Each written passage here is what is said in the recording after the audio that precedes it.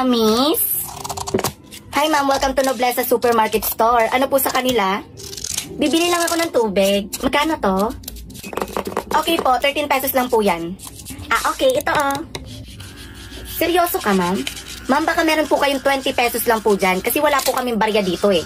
Wala na puro buo lang talaga yung pera ko. Puro 1K na kasi dito tapos yan na lang yung nakita kong 500 pesos. Ma'am, yung binili nyo po is 13 pesos lang po.